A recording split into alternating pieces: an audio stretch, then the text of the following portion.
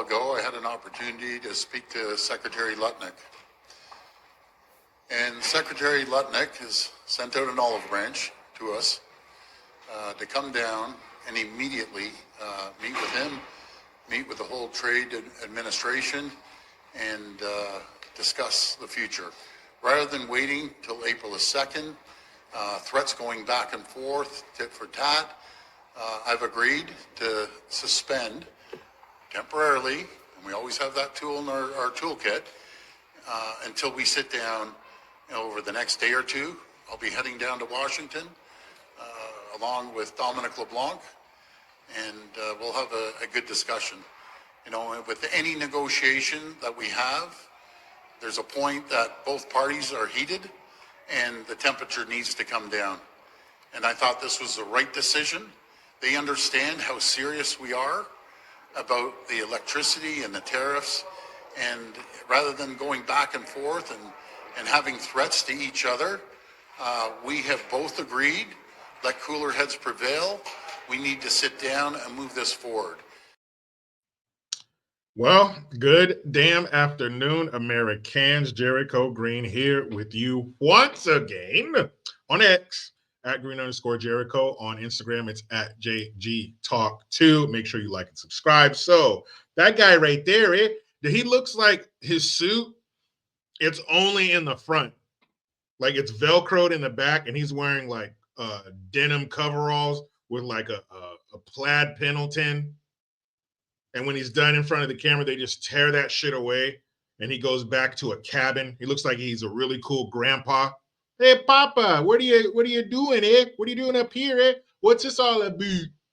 And they takes him, hey, he looks like a big guy, you know, like by like 6'3", 6'4". You know, and he throws, hey, Papa, hey, what's this all about? And tosses him up in the air, and they go in his wooden cabin, and they have some maple syrup flavored hot cocoa. You would like some of that, eh? And then, you know, they sit by a crackling fire. Papa, tell me about the time you saw the grizzly bear. Ooh, that's a good one, eh? This one's scary stuff, eh? And it has a little bit of mystery in there, eh? And he seems like a really cool dude, but not a good politician, not a good defender of Canada. He looked like he just got in trouble. And he was trying to hold back the tears. They gave him a couple swats. Don't you cry in front of those cameras. Get your ass out there. And he went out in front of the cameras. And if you believe that, I took a call, and they told me they want to talk before April 1st or April 2nd, I'm going to go down there to America. We're going to talk about all kinds of things, If you believe that he's going down there on invite, that it's mutual, that they want him to come, he wants to go, so we're going to meet up, we're going to get this squash, let cooler heads prevail, He said that, like cooler heads prevail. And he says, but we're going to keep this in our pocket, in our front pocket here, right next to a couple of sticks of gum. Would you like some of that? Oh, you look like a Werther's Original fan, Here's some Canadian maple flavored candy, There's like a little maple syrup in the middle there, Ooh, it's all about the rage right now up in Canada. Actually, if it's Canada, would you like it? Would you like the maple? What? Come on, Canada. Anyway, if you think that he's a tough guy, but we always have the tariffs right here, just in case, America, if you do that again, we'll whip out those tariffs. And this is because Trump, you can't call it a threat because it's a promise. Trump said that he was going to double the tariffs from 25 to 50%. And you got this guy coming out here with his Velcroed suit on. Can't wait to get back up in the mountains to the smell of the pine, Are you kidding me? You think this dude was like, all right, we'll come down there, America. We're going to play hardball. Nope. Wrong. He got a phone call.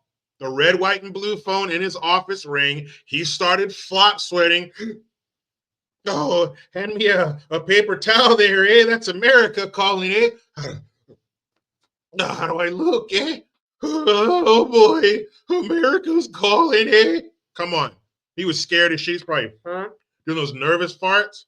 Oh, America's on the phone, Yeah, America called and told him to get his ass down here. That's what happened. We're not messing around. We're not playing any games. You can't handle 50% tariffs.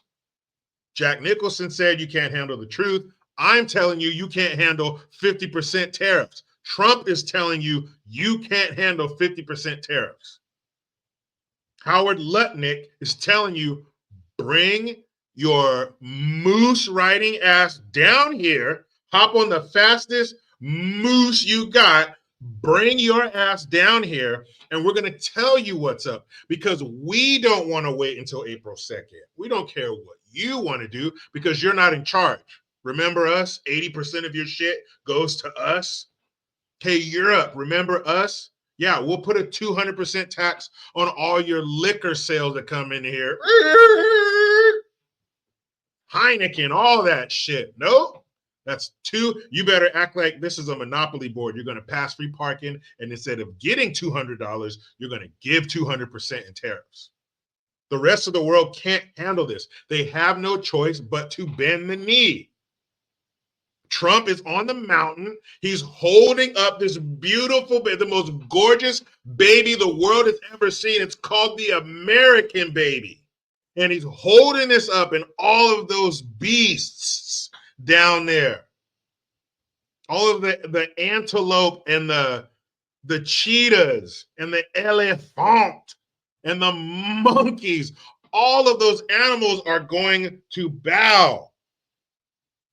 They will. All of those countries will bow. They will capitulate. They will bend the knee, and they will give us what we want. They will pay a fee for being under the protection of America.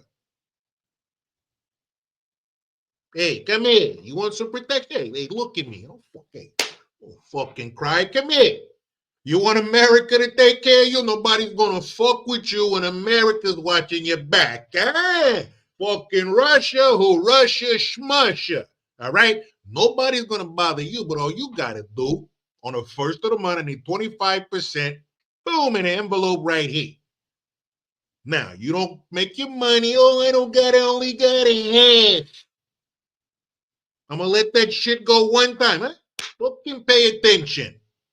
Venezuela, you're fucking coked up. All right? You got one time to be short on the money. Eh? Everybody wants America's protection. That's why Mexico and Canada are acting all tough. We're not going to do it. We're not going to take it. They're doing a D. Snyder, acting all tough. It's because you are under our protection due to your location.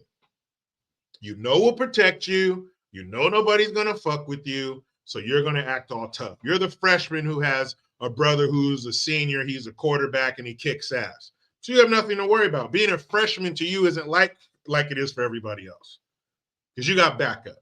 Well, that's going to cost you.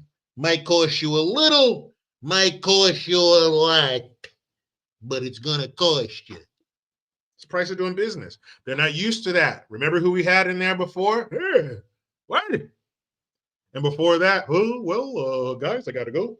Mike told me if I'm not home by 6 p.m., by the time the lights come on in the street, he's going to take it out on my butthole. So that's what we had before that. And in between that, after Obama, we had Trump. That was a different Trump. That was different. That was like a 22 to like 25-year-old Trump. You know, as far as the way he handled things. Young, brash, breaking all the rules, bucking the system. Not really. Some things weren't done in a calculated manner. You know, the cabinet, the people he let hang around from the last administration, all kinds of shit. You know, the sweet and sour sniffles. But this Trump, this is like a 55-year-old Trump. You know, he's had some businesses. He's lost some businesses. He's had some wives. He's lost some wives.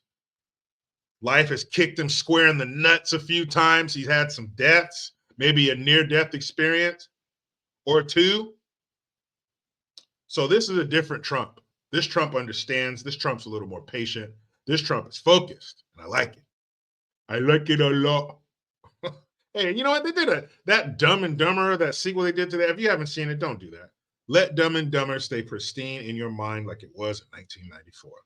So, what do you guys think? Do you think that these countries can hang a little bit longer than I think? Do you think that Canada, it was a mutual phone call and Canada's going to come down here with some weight to throw around and something to negotiate with? Or do you agree with me that they were summoned down there and you better bring your ass down here quick, fast, and in a hurry? That's why I'm going to meet you in the comments. Talk to me, Goose. But you know how we end these videos? With a segment I call Good Gun.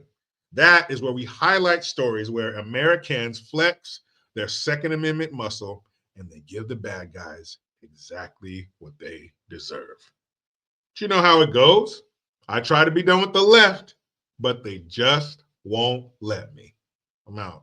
Breaking overnight in a neighborhood in Kingwood, a homeowner shot and killed a man that he claims was robbing his car. The homeowner told Montgomery County deputies the alarm went off at their home on a drift row lane just before 9 o'clock.